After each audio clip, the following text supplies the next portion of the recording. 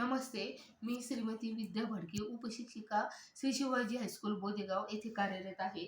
आज मी तुम्हाला अपूर्णांकाचा जादुई बॉक्स सांगणार आहे. हे बघा मुलांनो, हे पूर्ण शून्य म्हणजे 1 पूर्ण. नंतर यापैकी ह्या 4 भागापैकी 1 भाग रंगवलेला म्हणजे याची किंमत किती येणार? 1/4. नंतर ह्याचे 3 भाग रंगवलेले 1 म्हणजे याची किंमत येणार 3/4. आणि ह्याचे 2 भाग रंगवलेले म्हणून याची किंमत येणार 2/4. तर आपण पूर्णांकाचा लहान मोठेपणा पण आपल्याला ह्या पद्धतीने काढता येतो. बघा, अशा पद्धतीने आपण हे टाकलेले आहे कवड्या.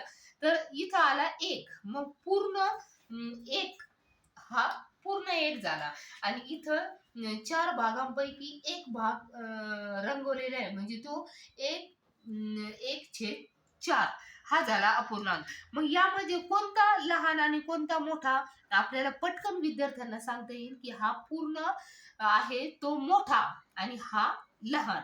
अशा पद्धतीने आपण आणखी पण उदाहरणे घेऊ शकतो.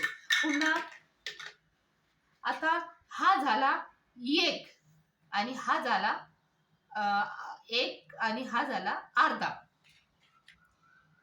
हा पूर्ण 1 आणि हा अर्धा म्हणजे हे झाला